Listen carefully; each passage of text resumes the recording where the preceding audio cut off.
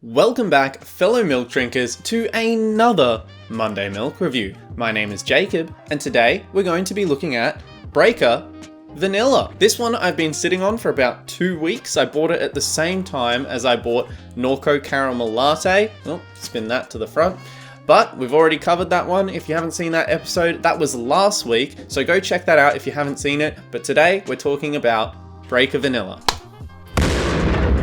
Breaka is probably one of the bigger brands in terms of the industry, however the vanilla one is really hard to find. I've only ever found it once before. I've known about its existence for ages, but it's just seemingly not in stock many places. Another drink like that is Oak Banana. Oak does have a banana flavor, but it's very hard to find. I don't see it too often. I only know it exists, but I don't see it. Just the other day, in fact, I was hunting for this with one of my friends, Milo, and we went to the store that I bought this at, and they were out of stock. So that goes to show how difficult these really are to find. The one place that I know has them goes out of stock sometimes. I have a feeling this is going to be pretty interesting. I've actually never tried this drink before, so I'm keen to just get right on into it. Giving it a smell from the bottle.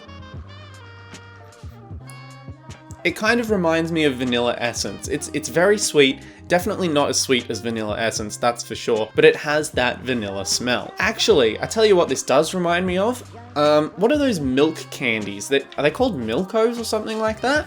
It smells a lot like one of those. Let's pour it into the glass.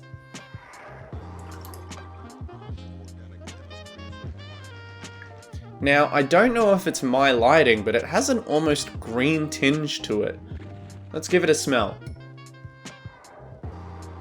Yeah, so it's still reminding me of those milk candies. I'm pretty sure they're called Milkos. Don't crucify me if I'm wrong. Let's get into the taste test.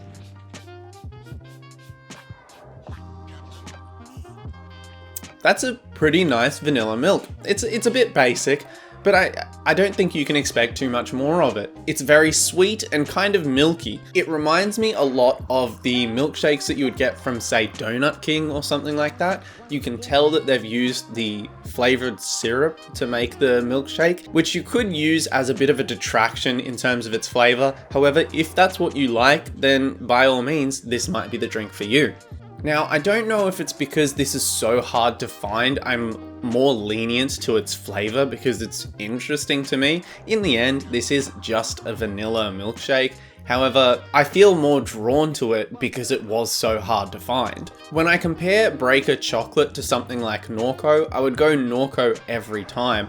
But because I don't have vanilla too often, I really like this. It's quite nice. I'm gonna need to do some more tests on vanilla, so I might start exploring some more vanilla options very soon. I know Oak has a vanilla malt, which I haven't had in easily years, so I'm gonna probably start trying a few more vanillas so I can get some good basis on how this one compares to others. As a final verdict, if you don't mind the clearly artificial flavoring, I'm gonna give this one about a 7 out of 10. It's very decent. It's not average. It's quite nice, but you do have to have that preference for that artificial flavoring, and I only will be in the mood for that sometimes. If you see a milk at the shops and I've never tried it, make sure to drop a comment down below where you found it and what it is, and I'll definitely check it out. If you enjoyed this episode, make sure you give it a like, and why not consider subscribing. Thank you so much for watching. I'll see you next week in the Monday Milk Review. Bye bye. Sometimes I just want to forget.